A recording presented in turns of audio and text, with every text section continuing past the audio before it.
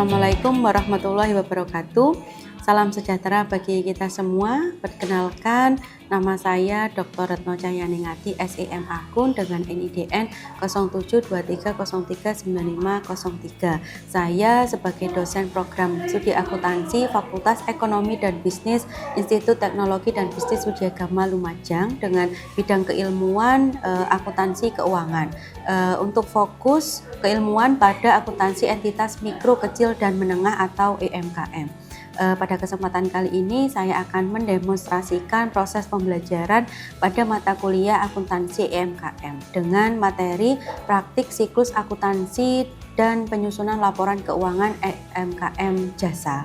Untuk deskripsi mata kuliah akuntansi UMKM ini merupakan mata kuliah yang membekali mahasiswa dengan pengetahuan, keterampilan, dan sikap profesional dalam memahami konsep akuntansi serta mampu menyusun laporan keuangan sesuai dengan standar akuntansi keuangan entitas mikro, kecil, dan menengah atau SAK UMKM. Untuk pembelajaran tidak hanya berorientasi pada penguasaan konsep, namun juga pada kemampuan mahasiswa dalam menerapkan siklus akuntansi pada kasus nyata yang dihadapi pelaku UMKM sehingga lulusan memiliki kompetensi yang relevan dengan kebutuhan dunia usaha. Untuk mata kuliah ini dilaksanakan selama 16 kali pertemuan yang terdiri dari 14 kali perkuliahan, 1 kali UTS, dan 1 kali UAS. Materi yang saya demonstrasikan merupakan pertemuan ke-7 yaitu praktik siklus akuntansi dan penyusunan laporan keuangan UMKM jasa. Untuk kemampuan yang diharapkan setelah mengikuti pembelajaran ini, mahasiswa mampu menganalisis transaksi pada UMKM jasa, mampu menyusun siklus akuntansi secara sistematis, mampu menyusun laporan keuangan sesuai SAK UMKM, mampu menggunakan aplikasi akuntansi keuangan sederhana berbasis Microsoft Excel sebagai media praktik penyusunan laporan keuangan, serta mampu mengkomunikasikan hasil proyek pembelajaran secara profesional melalui presentasi kelompok. Untuk pendekatan model dan metode pembelajaran dirancang menggunakan pendekatan student centered learning sehingga mahasiswa berperan aktif dalam membangun pengetahuan dan juga keterampilannya melalui pengalaman belajar yang kontekstual.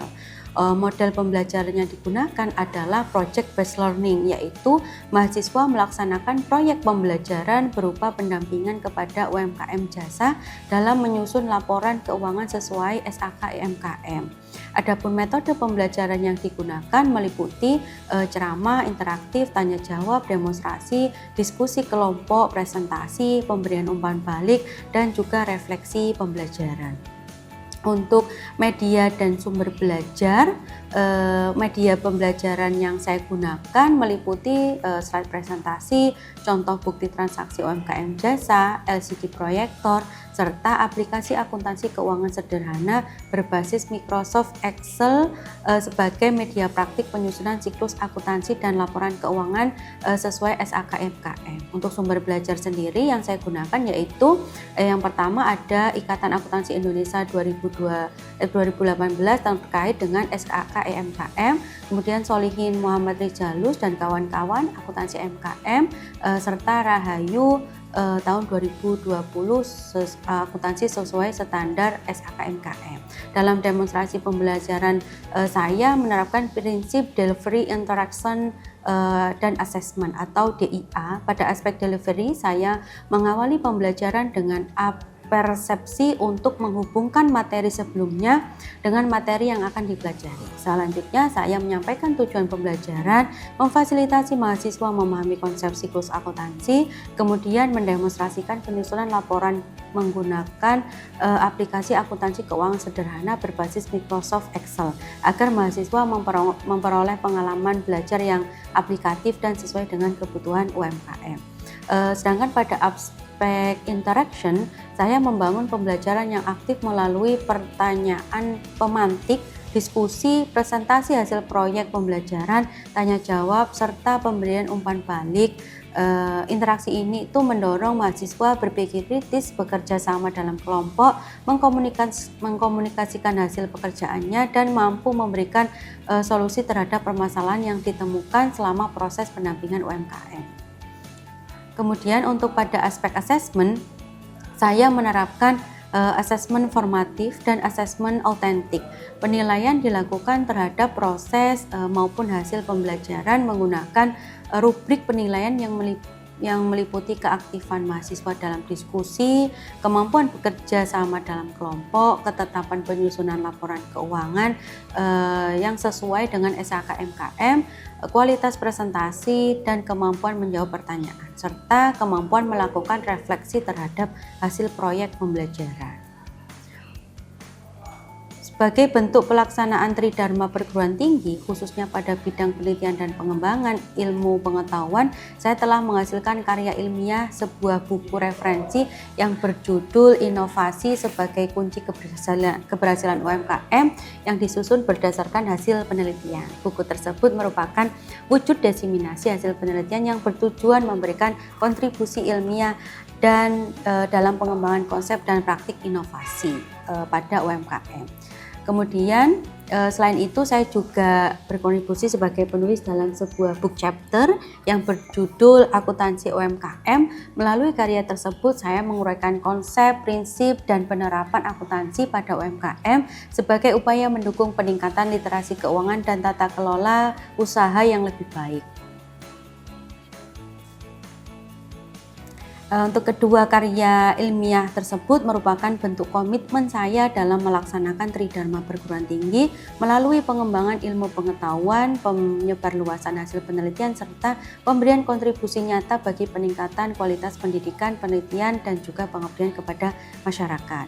Demikian gambaran desain pembelajaran yang akan saya demonstrasikan. Selanjutnya saya akan menampilkan video pengajaran saya. Selamat menyaksikan. Oke. Assalamualaikum warahmatullahi wabarakatuh. Waalaikumsalam warahmatullahi wabarakatuh. Selamat pagi semuanya. Pagi. Sehat ya? Sehat. Alhamdulillah. Kita jumpa lagi hari ini di pertemuan ke-7. Sebelum itu mari kita sejenak berdoa bersama menurut keyakinan masing-masing. Berdoa mulai. Berdoa selesai. Oke. Untuk hari ini kita di pertemuan ke-7 yaitu tentang siklus akuntansi dan penyusunan laporan keuangan EMKM jasa ya. Jadi sebelumnya yang kita membahas tentang SAK EMKM atau standar akuntansi MKM, masih ingat semuanya? Ingat. Masih ingat. Oke, coba kita refleksi sebentar ya. Akuntansi EMKM. Ada yang bisa sebutkan apa itu akuntansi MKM?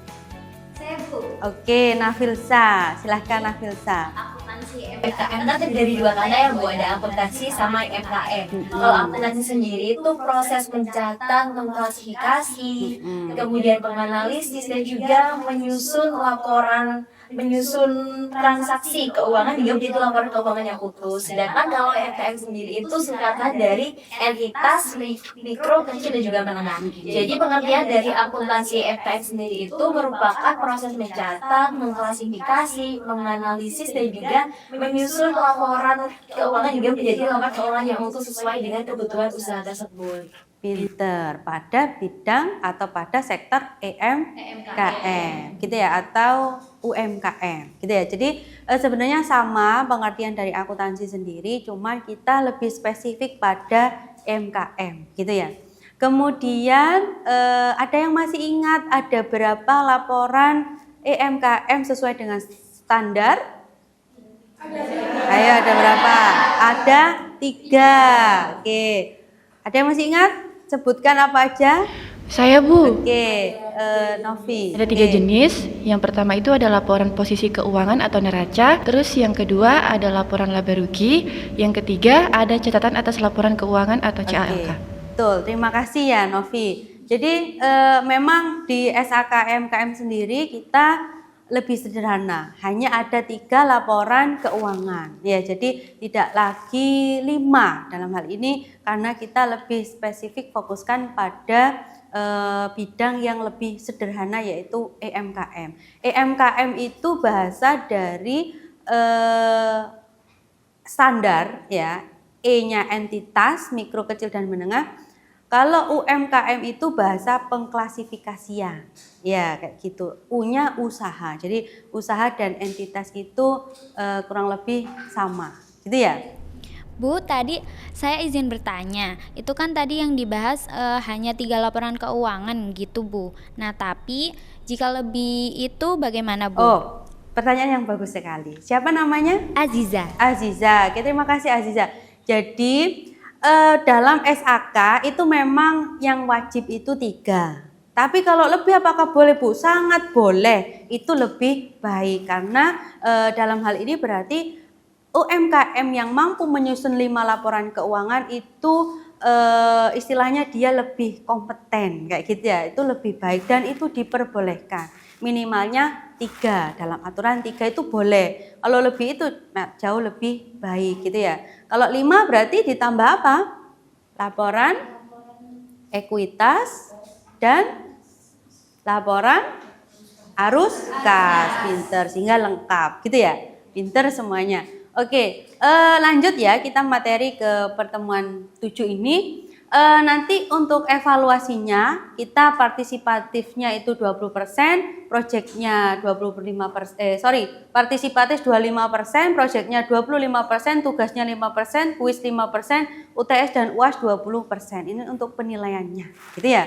Jadi saya harap teman-teman bisa melakukan pembelajaran dengan baik, gitu ya. Oke. Dan ini untuk capaian pembelajaran. Jadi di sini mahasiswa itu mampu menyusun siklus akuntansi dan penyusunan laporan keuangan UMKM jasa. Mampu menyusun ya. Dan yang kedua, mahasiswa mendampingi UMKM dalam laporan keuangan UMKM jasa. Jadi yang kemarin saya kasih tugas itu sudah dikerjakan semuanya? Sudah. Pinter ya, semuanya terkait pendampingan UMKM. Jadi teman-teman itu selain mendapatkan teori, kalian juga bisa praktik dan terjun langsung ke lapangan. Karena di lapangan itu sedikit banyak ada hal-hal yang lebih menarik dibandingkan hanya belajar dengan teori. Kalian nanti pasti menemukan suatu hal yang mungkin bisa menjadi tantangan, gitu ya. Jadi hasil dari kemarin, hari ini nanti di akhir sesi tolong disampaikan hasilnya pendampingan tadi, kemudian kita evaluasi bersama, gitu ya. Oke, untuk selanjutnya kita pengertian atau definisi akuntansi UMKM jasa. Jadi kalau menurut KISO ya, itu perusahaan, ya ini konteksnya masih perusahaan ya, nanti spesifikasinya lebih ke UMKM atau UMKM-nya. Sebenarnya antara jasa, manufaktur, dan dagang itu pengertiannya sama ya, cuma lebih spesifik aja. Jadi di sini usaha yang kegiatan utamanya itu memberikan jasa kepada pelanggan, bukan menjual barang berwujud. Jadi mereka pendapatannya dari jasa yang diberikan. Kalau menurut Sofyan tahun 2018, itu perusahaan jasa adalah perusahaan yang menghasilkan produk dalam bentuk layanan atau jasa yang manfaatnya dapat dirasakan konsumen tanpa menghasilkan atau tanpa adanya perpindahan barang. Kayak gitu, karena memang jasa atau servis ya, atau layanan yang diberikan. Nah, kemudian ini definisi sendiri UMKM jasa ya, itu entitas bisnis yang berfokus pada penyedia layanan kepada pelanggan tanpa menghasilkan barang fisik. Ciri-cirinya itu pembelian barangnya tidak untuk diolah, bukan manufaktur ya, atau dijual habis diolah dijual kembali, itu bukan. Tapi pendapatannya itu diperoleh dari penjualan jasa dan laba usahanya diperoleh dari pendapatan jasa dikurangi biaya-biaya, gitu ya. Jadi kita fokusnya pada usaha jasa saja. Kemudian ini untuk pencatatan kita ada 2, ada berbasis cash basic atau accrual basic. Kalau yang cash basic semua pencatatan berbasis kas. Artinya ketika ada piutang atau pendapatan yang belum dibayar ya, itu istilahnya tidak dicatat. Karena basicnya adalah kas. Tapi kalau yang berbasis accrual, ketika kita mengeluarkan pendapatan, walaupun dalam menurut kita si penjual ini piutang ya, itu tetap dicatat. Karena basicnya accrual, semua yang terjadi kita catat. Tapi kalau case basic itu hanya berbasis kas. Nah, itu semua boleh diterapkan, gitu ya. Kemudian ini siklus akuntansi jasa tidak jauh berbeda dengan akuntansi yang lainnya. Ya, bukan berbeda, yang memang sama ya. Dari analisis transaksi, kemudian di jurnal, kemudian buku besar, neraca saldo disesuaikan melalui jurnal penyesuaian, kemudian membuat neraca lajur, penyusunan laporan keuangan, dan yang akhir jurnal penutup. Tapi aplikasi yang kemarin saya kasih itu kalian nggak perlu lagi buat buku besar ya, langsung menjurnal aja, langsung nanti bisa melihat laporan keuangan. Buku besarnya otomatis, neraca saldonya juga otomatis, gitu ya. Kemudian, nah ini kita menganalisis transaksi untuk dia sebagai kas masuk atau kas keluar atau di jurnal lainnya atau hutang atau piutang gitu. Jadi kita harus menganalisis. Kemudian untuk transaksi UMKM jasa itu ada penerimaan kas, ada pengeluaran kas, ada pembelian aset dan pengeluaran beban-beban. Ya, tidak ada pembelian barang produksi, nggak ada. Tidak ada pembelian barang, nggak ada ya. Mereka hanya pengeluaran beban-beban gitu. Nah, ini contoh ya, contoh siklus atau contoh transaksi. Yang bisa jawab silahkan nanti ya. Jadi di sini kita contohkan Bu Susi menginvestasikan uang untuk usaha laundrynya sebesar 20 juta sebagai modal awal. Kira-kira jurnalnya gimana? Kas pada modal. Oke, kas pada modal. Kenapa kas pada modal? Ada yang bisa jawab? Coba Melinda. Karena pada awal pembukaan usaha laundrynya, Bu Susi menyetorkan modal sebesar 20 juta, maka di sini kasnya akan berkurang, yakni kas pada debit, kemudian nanti penyertaan modalnya akan bertambah yaitu 20 juta. Oke, jadi kas di awal itu kita kita akui sebagai modal gitu ya, karena harus membedakan antara aset perusahaan dan aset pribadi walaupun itu kas. Ya, kasnya kan untuk kas kita sebagai pemilik itu memang berkurang, tapi berkurangnya ditaruh ke perusahaan. Jadi perusahaan mendapatkan kas, kan gitu ya? Ya, jadi kas itu debit karena bertambah, modalnya kredit. Modal bertambah pada kredit. Bisa dipahami sampai sini ya? Oke. Kemudian selanjutnya ini Nih, ada lagi contoh pembelian perlengkapan. Bu Susi membeli pengharum pakaian sebesar 125.000 dan deterjen 243.000. Kemudian dia juga membeli packaging ya. Jadi ini lebih ke buku besar gitu ya. Pencatatan pembelian perlengkapan di debit, pembelian perlengkapan lagi di debit kayak gitu. Terus nanti saldonya ditambah. Kurang lebih seperti itu ya. Oke, sampai sini ada pertanyaan? Masih belum? Oke, cukup. Jika cukup, kita langsung aja hasil dari pendampingan ya, kita bahas ya, biar kita istilahnya itu lebih terasa ya, akuntansinya nggak hanya teori tapi juga praktik gitu ya. Mungkin yang hari ini nggak bisa semua kelompok, kita perwakilan aja satu kelompok yang maju. Mungkin kelompok satu dulu sudah siap? Sudah? Sudah. Dinda ya? Mungkin Dinda sama Melinda ya bisa maju ke depan. Jadi menjelaskan terkait dengan hasil pendampingan. Dan yang lainnya minta tolong minggu depan juga nanti disampaikan. Gitu ya? Oke.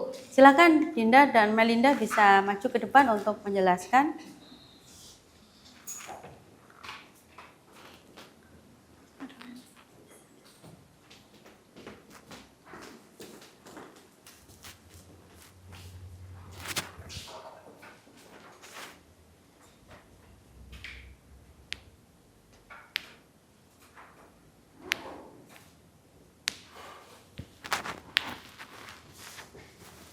ya, agak ke sini.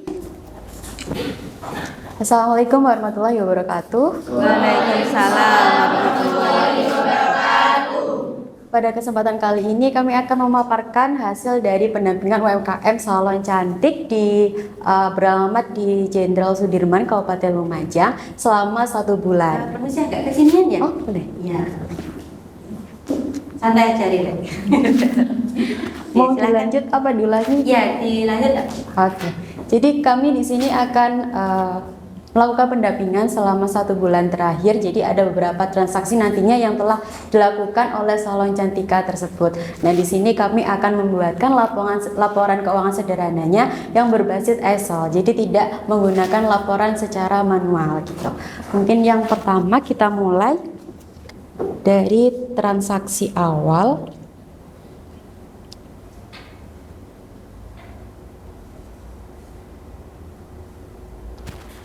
Adapun transaksi yang pertama yaitu menyetor modal sebesar 42 juta, uang tunai sebesar 28 juta, dan kendaraan senilai 14 juta. Maka jurnalnya kas pada debit sebesar 28 juta, kendaraan pada debit sebesar 14 juta, dan modal sendiri pada kredit sebesar 42 juta. Oke, apakah ini sudah benar? Ya, Salon Cantika setor modal awal ya berupa uang sama kendaraan. Ya, kalau modal bertambah ada di sebelah kredit. Benar ya Ida? Coba Ida. Oke, untuk ini jurnal yang lainnya setoran modalnya benar enggak? Kas sama kendaraan. Oke, betul ya. Jadi kas dan kendaraan ada di sebelah debit, modalnya ada di sebelah kredit. Oke. Mungkin satu lagi. Pada transaksi yang kedua pada tanggal 2 Juni 2026 yaitu membayar sewa kantor untuk bulan Juni sebesar 700.000, maka jurnalnya kas pada kredit sebesar 700.000 dan beban sewa pada debit sebesar 700.000. Oke. Kalau pengeluaran kas ada di sebelah kredit. Ini kayaknya kebalik enggak ini?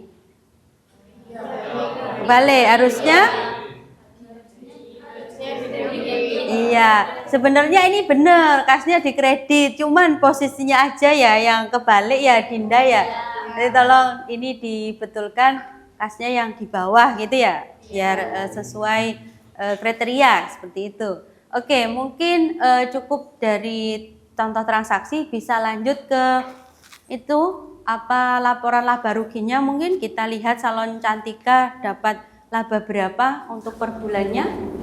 Iya, dari transaksi yang tadi sudah kita jurnal, maka nanti akan otomatis terakumulasi di laporan laba rugi. Jadi di sini kita nggak usah menginput secara manual, jadi langsung aja di sini dari jurnal itu nanti akan otomatis masuk ke pendapatan jasa sebesar 6.260.000, kemudian ada membayar beban iklan selama 1 bulan itu sebesar 200.000, kemudian Salon Cantika juga ada membayar gaji sebesar 2.600.000, dilanjut sewa 700.000, ada perjalanan dinas sebesar 1.520.000, kemudian ada beban perlengkapan sebesar 240.000. Nah, jadi di sini bisa dilihat bahwasannya ada pendapatan sebesar 6.280.000 dan beban usaha yang telah dibayarkan sebesar 5.260.000. Nah, di sini kita bisa lihat bahwasannya Salon Cantika ini tidak mengalami rugi, melainkan laba yaitu sebesar 1.020.000.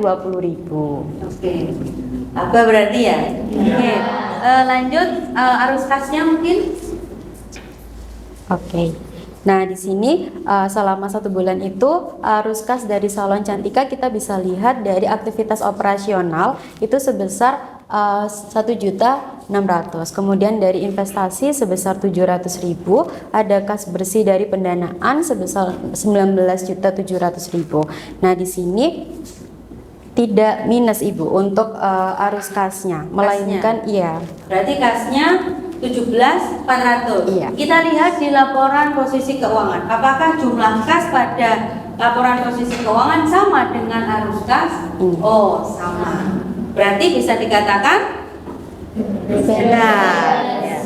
Dalam kita lihat satu aspek kas saja ya. Nah, kita lihat balance enggak? Langsung aja mungkin ya Melinda, balance enggak antara aset dan juga pasifanya. Iya. Kalau balance berarti kita bisa lihat secara utuh dulu ya, belum spesifik, itu benar. Tapi kalau tidak balance sudah bisa dipastikan kalau kurang tepat, gitu ya? Iya. Oke, mungkin di sini cukup dulu ya atas presentasinya. Terima kasih banyak. Mungkin agak kesinian. Saya ingin tanya gimana hasil dari pendampingannya, apa kiranya yang kalian rasakan atau ada semangat apa? Gitu. Iya, jadi selama 1 bulan itu ya Bu ya, ternyata UMKM itu masih menggunakan sistem manual pencatatan transaksinya. Kemudian kita dapatkan ilmu di bangku kuliah, ternyata kita bisa salurkan ilmu itu kepada UMKM dengan memberikan dampak dari pendampingan ini, yaitu menyalurkan aplikasi Excel-nya ini untuk mempermudah mereka dalam mencatat transaksi. Oke, apa komentar mereka? Seneng nggak kira-kira? Alhamdulillah positif. Positif, oke. Oke, semoga yang lainnya juga demikian ya. Jadi walaupun ini aplikasi sederhana berbasis Excel, tapi kalau kita bisa menyampaikannya dengan mudah, insya Allah UMKM-nya juga akan terbantu. Mungkin itu saja ya presentasinya. Terima kasih. Beri aplaus untuk teman-teman kita. Oke, boleh kembali ke tempat. Ya, terima kasih ya kelompok 1. Oke, jadi itu saja ya teman-teman yang sudah kita pelajari. Semoga ilmu yang kita pelajari di kelas ini walaupun sedikit bisa bermanfaat besar bagi orang lain, terutama bagi UMKM gitu. Mungkin cukup sekian untuk hari ini. Terima kasih atas kehadiran dan semangatnya. Semoga bisa memberikan manfaat yang luar biasa. Amin. Oke, sukses selalu ya buat kalian semua. Saya akhiri. Assalamualaikum warahmatullahi wabarakatuh. Waalaikumsalam